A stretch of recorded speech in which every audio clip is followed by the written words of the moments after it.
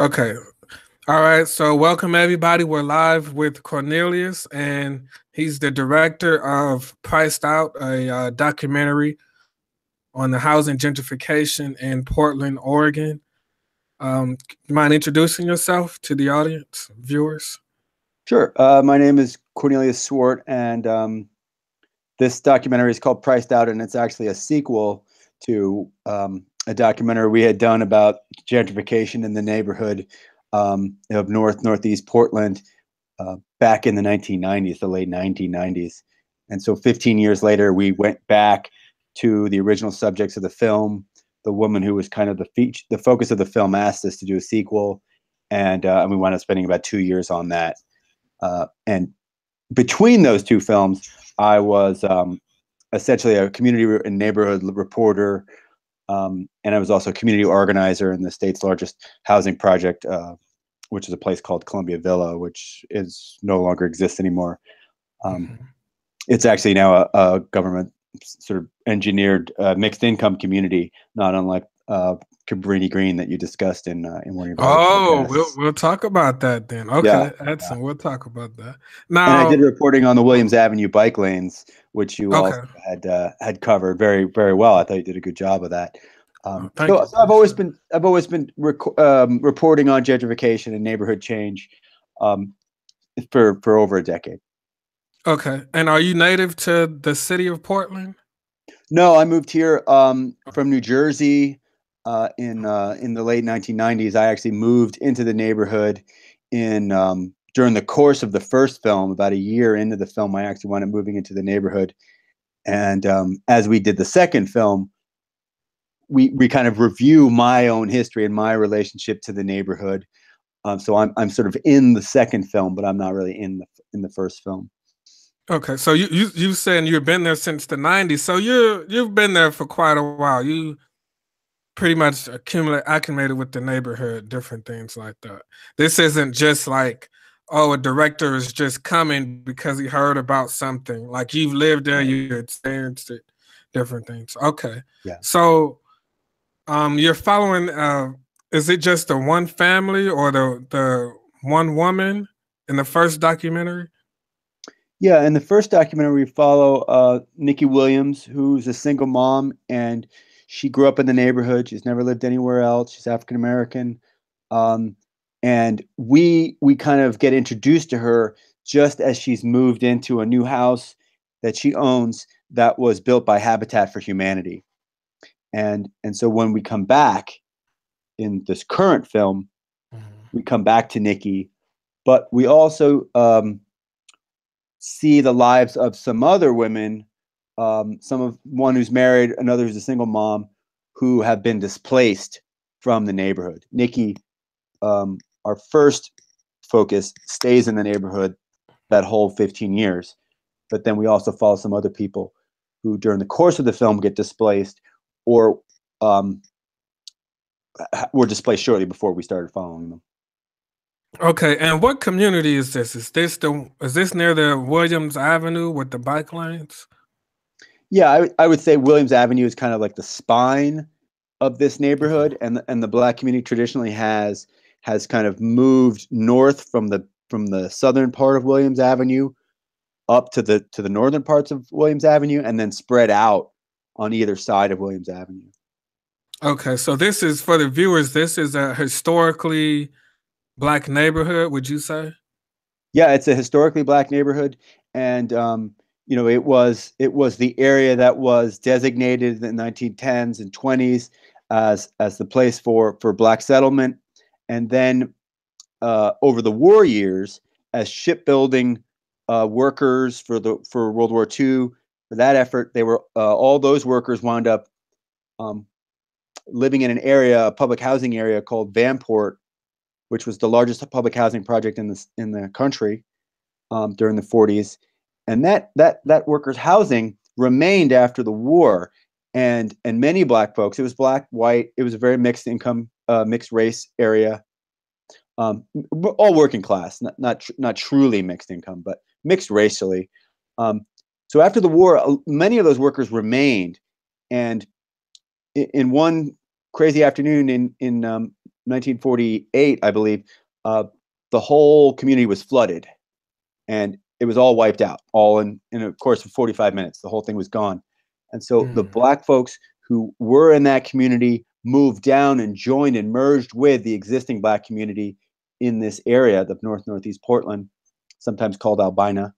And that created sort of the Black community that we have today. You still meet a lot of people whose relatives date back to that Vanport shipbuilding World War II era. That's very great history. How close is this neighborhood to downtown? So the southern portion of the neighborhood. So if we think of Portland almost being like shaped like a diamond, almost like Washington, D.C., so this northeast corner, that intersection of it is kind of the Black neighborhood, Albina. And the southern tip of that is right next to downtown. It's just across the river from downtown. Okay. And so it was an early area to gentrify because all the neighborhoods close to downtown started to gentrify, kind of starting in a white working class area on the other side of the river. And then once prices went up there, then it moved to the other side of the river to a white working class area.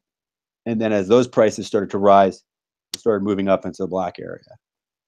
Now, you can fill me in on this. A little bit of research that I did, they were saying that the gentrification started in the 70s. In the 70s? Mm-hmm. Yeah, in Portland, you mean? Yeah. Yeah, I think in Portland, in like a handful of cities, New York and San Francisco, you start to see people like middle class white people sort of doing a counterflow. Like most of the white middle class population is moving out to the suburbs, but a very small portion of kind of the intelligentsia, a lot of Harvard educated people, and intellectuals, white, start moving back in or stay. And so that really starts with in the 1960s with Jane Jacobs was writing books about we shouldn't abandon our communities for the suburbs. We should preserve them. So you get the historic preservation movement starts in the 1960s, 1970s. And so by the 70s, it really, this movement, this liberal intellectual movement hits Portland. And you start to see people, like fixing up old Victorian houses. And doing that sort of stuff. And they start in kind of northwest Portland, which is just across the river from Albina, from the Black neighborhood. Okay, because Portland, you don't really hear, well, I'm all the way in Cleveland, but you don't really hear a lot about Portland as far as the Black community and different things like that. But as we discussed about the bike lanes and different things like that, a lot of the residents seem to be aware of the beginning stages of gentrification, with the bike lanes and different things where, from my observation, people may ignore these signs. So is there a spirit of activism where they're kind of used to fighting for their position, gentrification wise or something? And in the Black community here, so it's changed over time.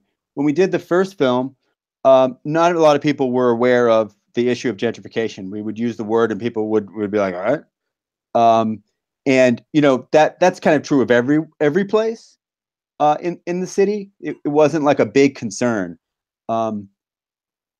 As the years wore on, and more people began to see the complexion of the neighborhood changed, more people put it. So the wheel started turning, and people got conscious of it as an issue. So around 2013, you started to see, coming out of the Black community, the first organized sort of anti-gentrification protests, where a group of organized people, NAACP, joined in with a local group called the Portland African American Coalition. Hold on, let me pull up the old name of it. Okay. It's the Portland African American Leadership Forum, PAL. Sorry, and that was a group that started, I believe, back east. But these two groups joined together and they fought a development. The city wanted to get a Trader Joe's built in the community at a big. They gave a big I just discount. seen that. You saw that? They did it again because that just happened again, didn't it? In Portland? I think so. Like because I tried to contact someone like it was like less than 6 months ago where they were trying to build a Trader Joe's and the residents didn't want it because they feared that the rent would go up. Yeah, let's see. I mean, the controversy really in 2013, 2014. I mean, that's the most famous one. I'm not sure about the more recent one, but Okay. and it could have. I mean, they build so many health food stores in Portland. It can be hard to keep them all, to track it Yeah. all. But what happened here in 2014 is in 2013, the city basically was going to give a property away to a developer. The developer was going to put something on this vacant land, and they were going to have a Trader Joe's. And a group of people, a group of activists, black activists, young people, said, just like, no, don't, no, just like, no, that's not a priority. You're not really listening to the community. There's a big section of the community that would rather prioritize affordable housing.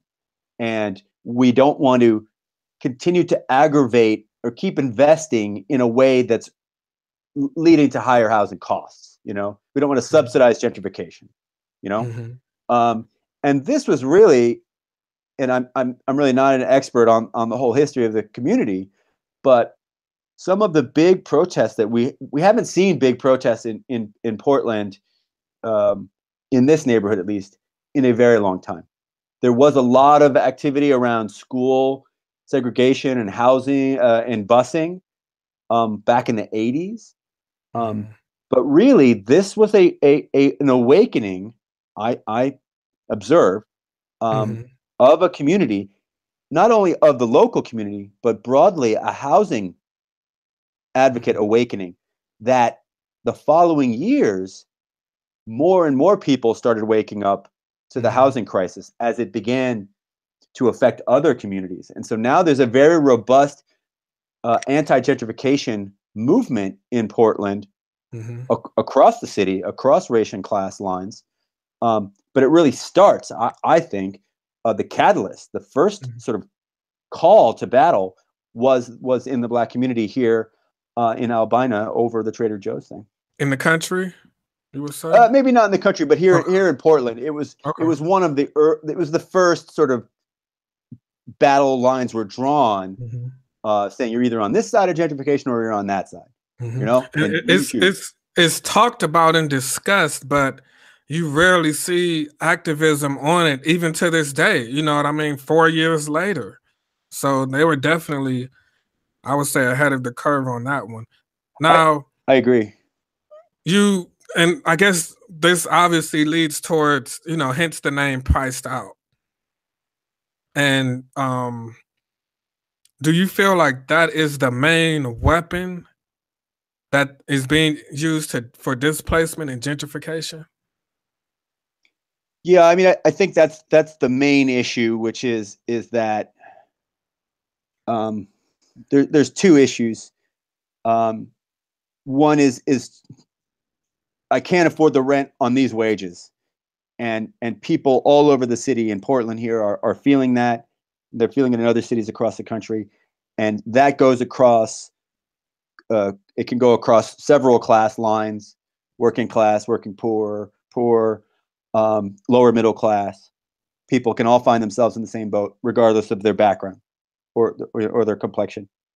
And then there's another issue, which is really the cultural gentrification, you might call, right? Which is very specific to a cultural context. It's very specific to a history.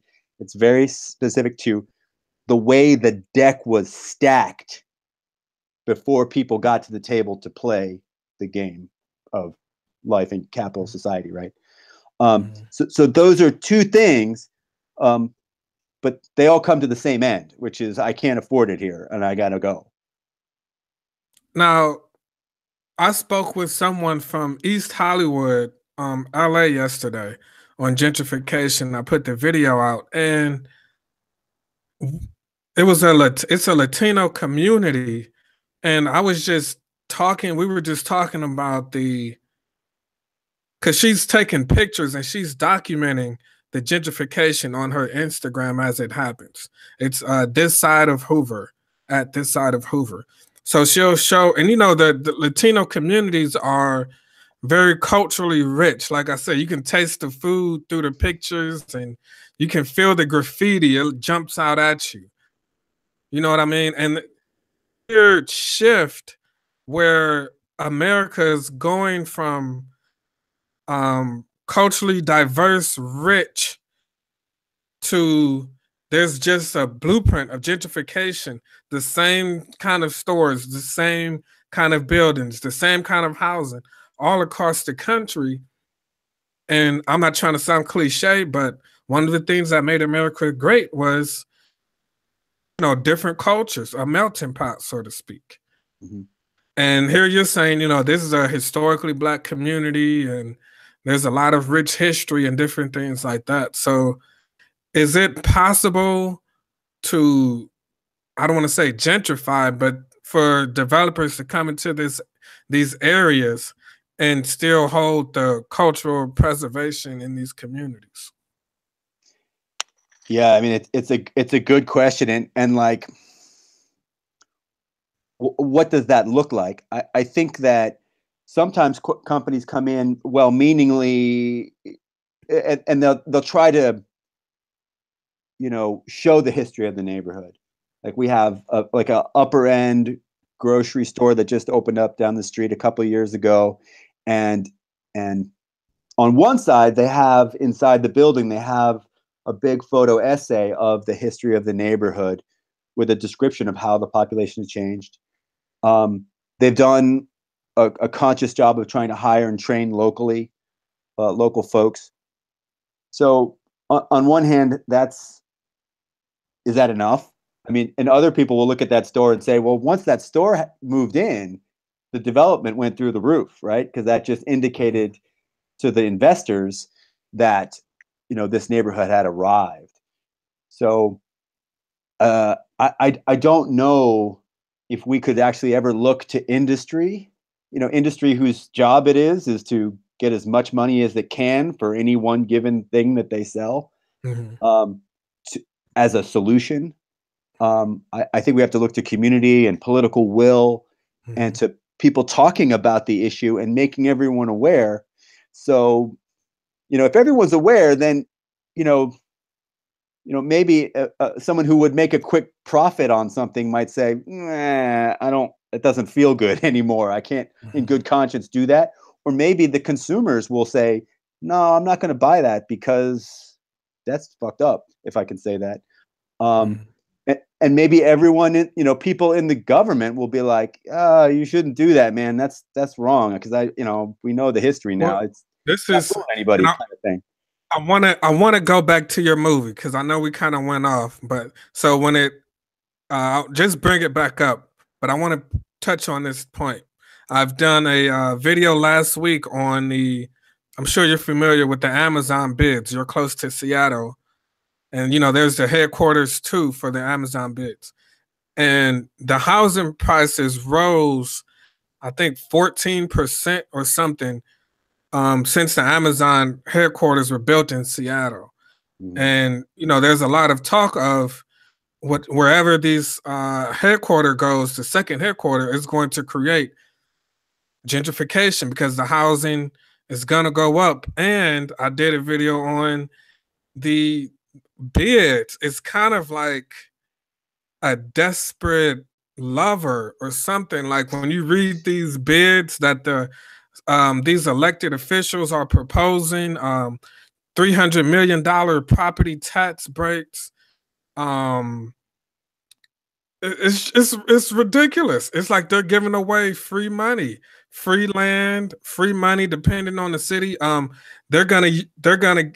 I think it was Chicago. They were saying they're gonna give the income tax from the workers of Amazon back to Amazon instead of putting that money in the city. And that goes out to be $1.3 billion. And that could be to fit Chicago's crime rate, the resources, the schools and city things and different things like that. So it's not a complex issue, but a big thing that we like to say is that there's a need for jobs in the communities. But in a situation like this where jobs can be brought in, you have, gentrification. It's like, it's almost, I don't know. That wasn't a question. It just feels like sometimes you don't know where to begin sometimes. Do you feel like that? Well, yeah, it's hard. And, with our film, we really kind of focus on the life of our characters, and they're not characters, they're subjects of the film. Nikki Williams is the main subject. And it's about the feeling that all of this stuff produces.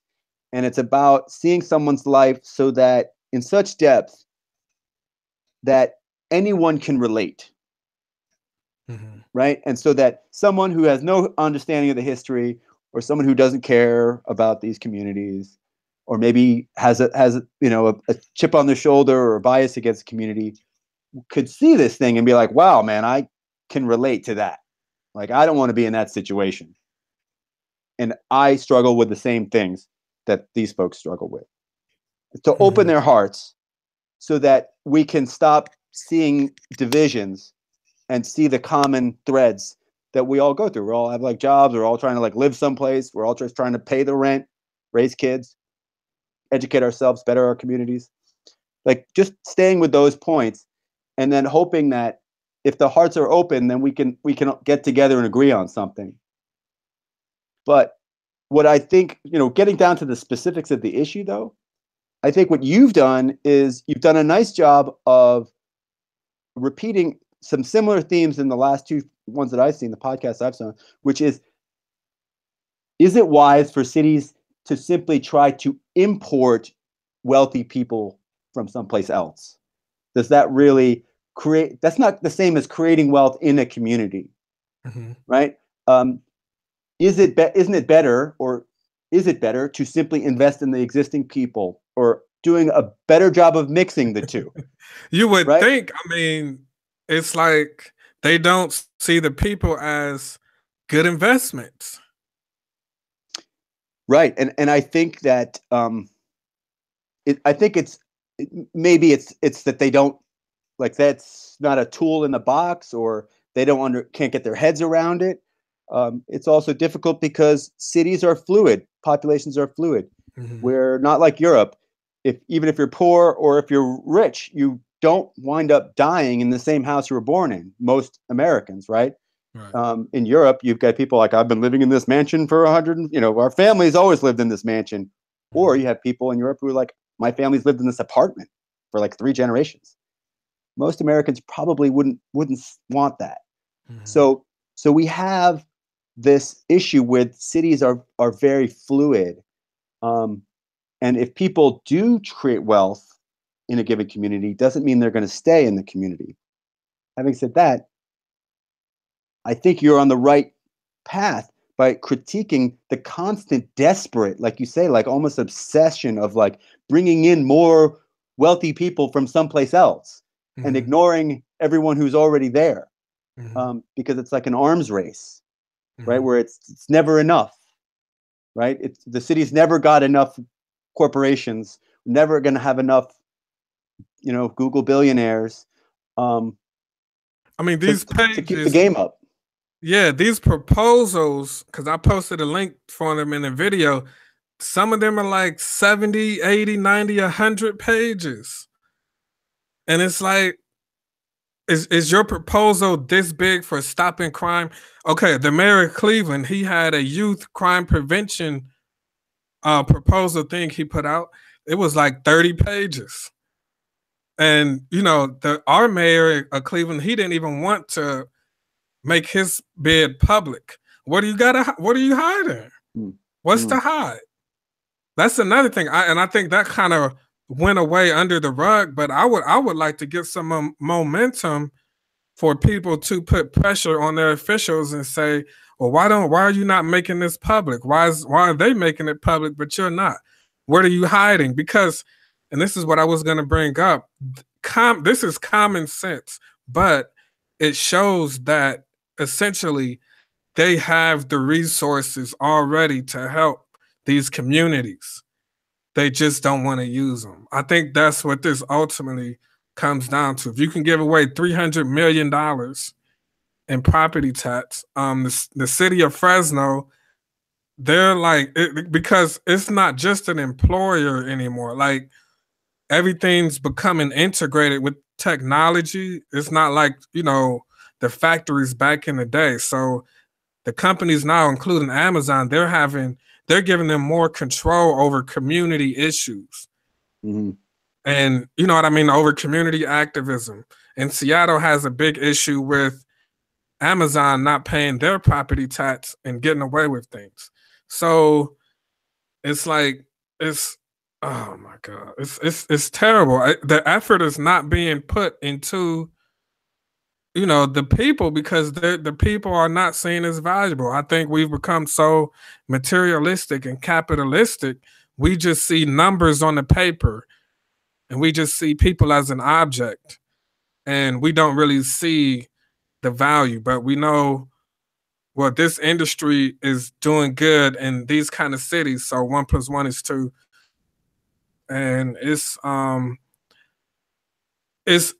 I think all the issues that people are complaining and protesting about, gentrification, it stems from gentrification. And yeah, and mm-hmm.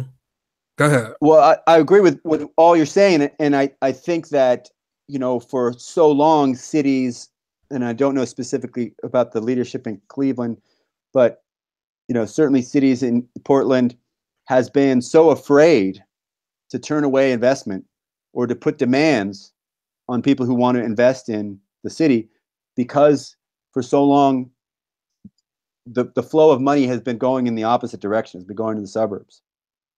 And so there was a kind of give away the candy store mentality, because they're desperate to get people to come back. But now the tide has turned. The trend is not to move to the suburbs. The trend is to move back to the city. So the wind is at the back of cities now. Cities now have a winning hand. Why do they want to come back? I know it's the location is close to downtown, but what did you see in Portland? Why do you see people want to come back? Well, I think it's a number of different things. I think ultimately the biggest one is just that generational values have changed, and people don't.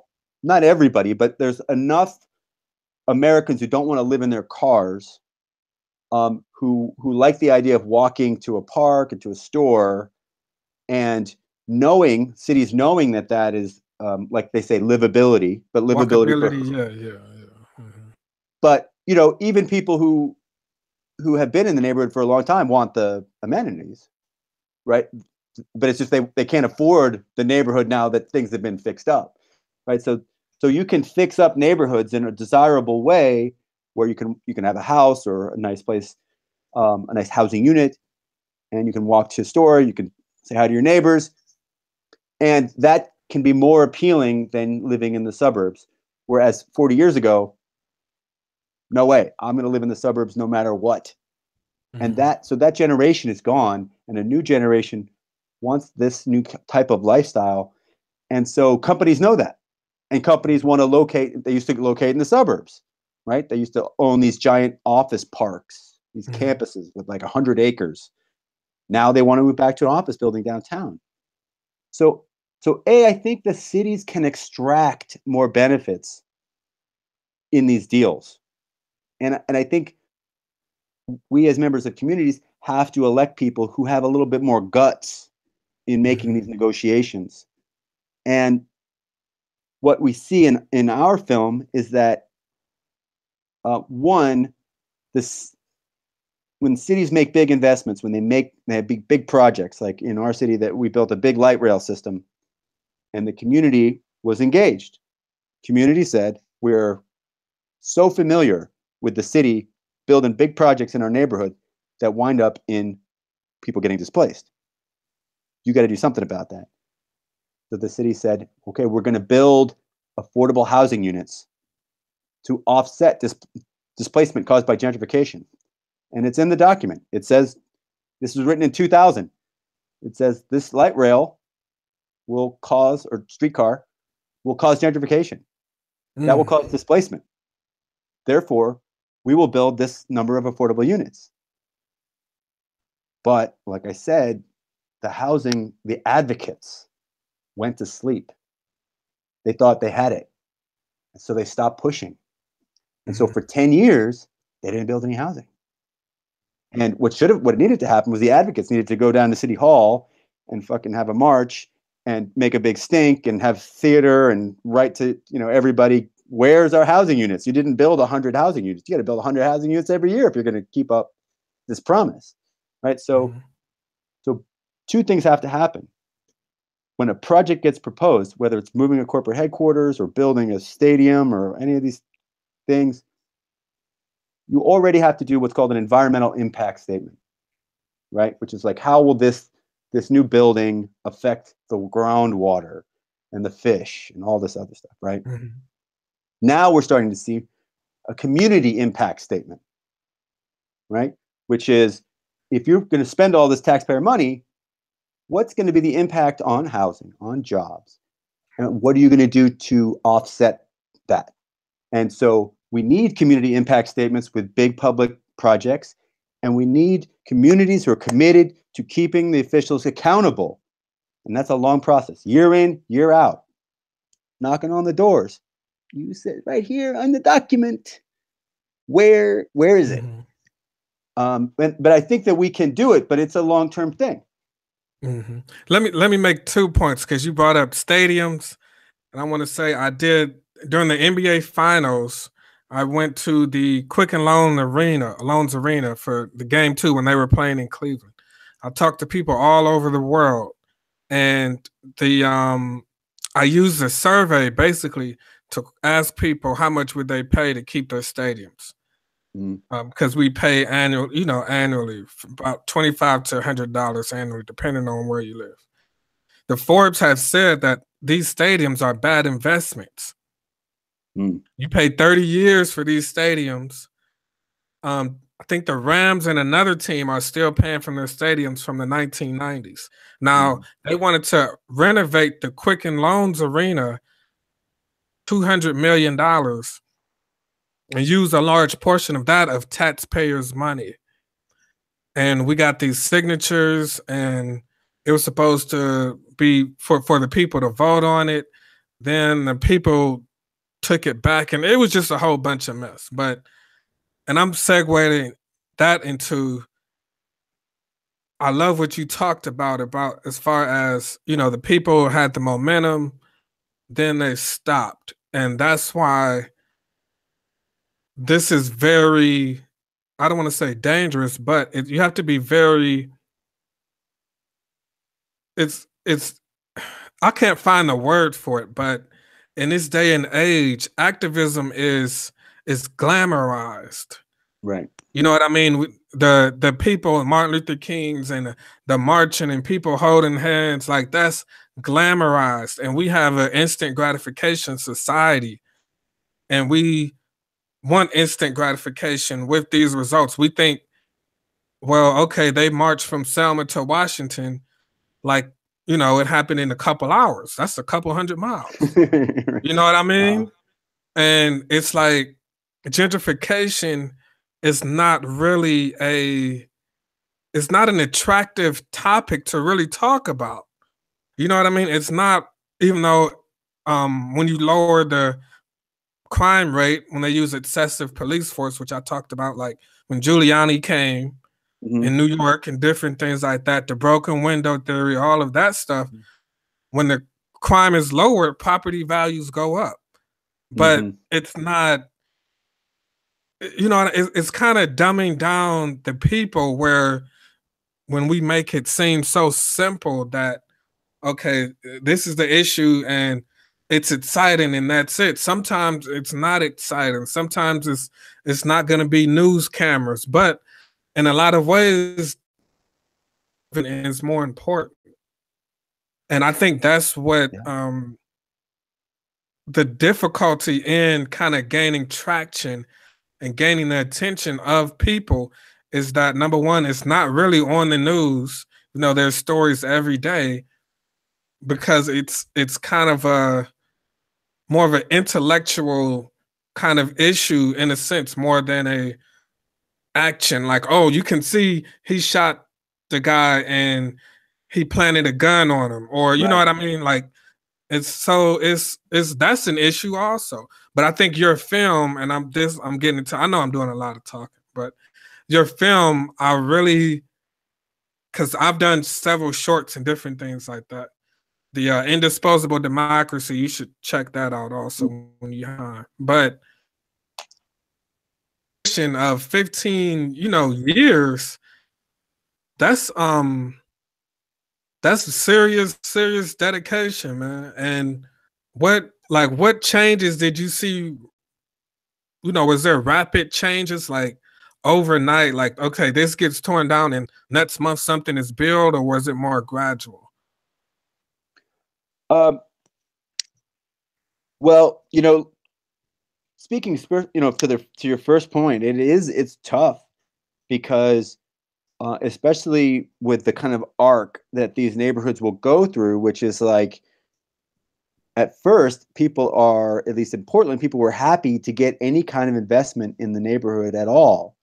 So, when I moved into the neighborhood and we did the first film, we were saying, well, are you worried about displacement? And no one could see that that was going to happen because there were still houses that nobody lived in. There were still stores that were boarded up.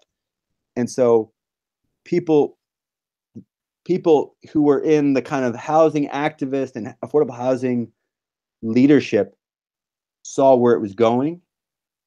But if those leaders left, then the average person didn't see it. So it was hard for them, like you say, to get riled up and to see that it's a threat until it's too late, or at least until everyone can see it's a threat, and then it's much harder to do anything. So to answer the second question, is that in this neighborhood, in the 90s, it was gradual. People were moving in steadily. Houses were getting fixed up, new stores were coming in, and some of them were, people were like, well, that store will never survive. That's a kind of a dumb store. $5 ice cream cone. Who's gonna do that? Right? Right. So it was just like it was dismissed. Right. But the store survived. 5 years later, the store has 2 stores now. Right. And so it really wasn't until about 10 years on that people began to notice there were as many white people walking around on the street as there were black people, right? And then because the market heated up real quickly, then it just seemed to happen overnight. It really took maybe 2 or 3 years, but what happened was the neighborhood basically crossed that threshold from a white minority neighborhood to a white majority neighborhood. And that's when I think people also, black folks, stopped going outside into where they normally would congregate because they no longer felt comfortable anymore. And that, even though there were still a lot of black people in the neighborhood, relatively speaking, you didn't see them on the street anymore. And so then it kind of snowballed. And that's when the neighborhood really started changing. People really started seeing it. And then, construction started popping up everywhere in the last 3 years where, every street corner has a tower crane on it. And that's when it seems like it happened in a blink of an eye, but it was really a long, slow process that just turned a corner. What can people do? Your film is named Priced Out. You're focusing on the housing aspects of it. Should real estate people educate people on their rights as home owners? Should people start participating in land banks or something? What do you recommend people do to fight gentrification? Yeah, I think they have to just be aware of it and then resist and look for the options and the alternatives. I mean, I will promote our film. We love to do community screenings, and we try to make the film available to people who want to show it in cities all around the country. I'm always happy to talk to people, and just get involved. There's always groups that are working on the issue, so seek those groups out and volunteer or support their efforts in some way. Just plug in to what's already going on, because there is someone working on the issue in every city in the country. And how can people get in touch with you for your film? It's just pricedOutmovie.com. You can see the trailer, and if you have a community group or something, we can talk and we can try to make the film available or set up a screening. Okay, how's the reception been? Are people, in the community, or does it make them feel, proud that at least someone is doing something to document and archive what's going on? Yeah, we've had a lot of great reactions. We've got about a dozen free community screenings that we've set up or helped set up. And we get a couple of different major reactions. One is from people who had no idea what the history was. They really wake up and they were like, I didn't know what was going on, or I didn't know how I fit into this issue. And now I don't know what to do, which is good. They're waking up. Then you get people who are thankful that their history is on the big screen, right? It's like, I don't feel so alone because I went through this same thing. And even though it's hard to watch, people often say this film is hard to watch. Not because it's a bad film, but just because it's personal stuff that they went through as well, even though they're seeing someone else go through it. But they're thankful that it's out there now. And then the other reaction is, what can I do? I want to do something. And then we try to plug people in to the groups that are out there that are working on the issue. So it's had a great reception, and people from Tulsa, Oklahoma are setting up screenings, St. Louis, Pittsburgh, LA, Skid Row in LA, Grand Rapids, Michigan. We're starting to get trickles in from all over the country, and we hope to keep that momentum rolling.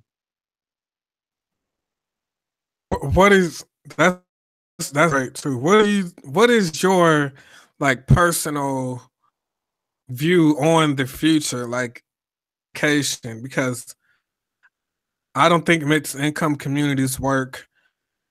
Clash between and the existing residents, even if it's not a mixed income.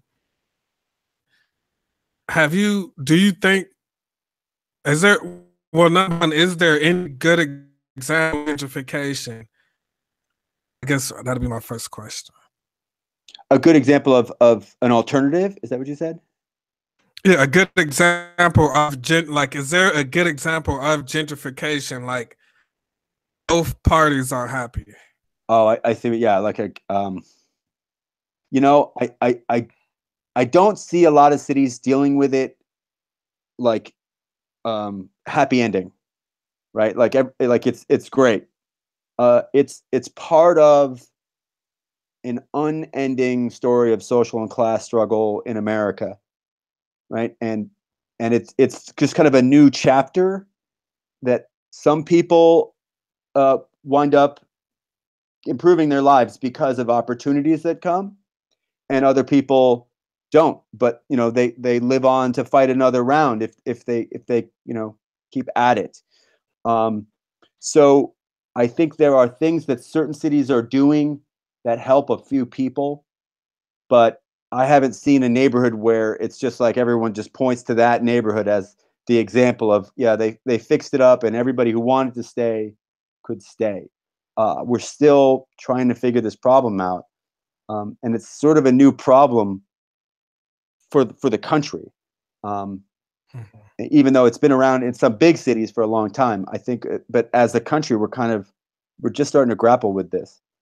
But okay, I'm hopeful. go ahead. Yeah, my last statement, last question is is it a coincidence that this is happening all over the country and there's not much resistance community? Or do you think we don't, there is resistance, we just don't see it. But it seems it's like it's the same tactics, and the people are not really, the community is not as strong as it used to be, the Black community, as far as their unity and organization all over the country. Is that by coincidence, or is that just the way it is? What do you think about that? It's a great question, and you know, I can't speak for a community that I'm not a member of. What I think the problem is that it's a hard issue to get your head around, and we don't have a great language to deal with it, right? Like I talked to a guy, came here from Tulsa, and he's like, I saw the movie, and these things were happening to me, and now I see the movie, and I'm like, oh, priced out. I get it. I was priced out. But while it was happening to me, I didn't really know. I just I couldn't go where I wanted to go, and I couldn't afford it. And I was moving here because I thought I wanted to be here, and I didn't understand the racial dynamic and the historical thing. So it's like the battle lines are still not clear, and I'm hopeful that as we talk as a community, and we can start drawing the lines and putting the sort of the terms together and start laying it out and saying, here are the players, here's what's at stake, here are the alternatives, here's what your options are, that where people will come together and form agency and chart a different course. Because you're exactly right. The description you had and it's not a coincidence. It is part of a racial history and a momentum of discrimination, disinvestment, and marginalization. There's no doubt about it. But we don't have a battle plan yet. Okay.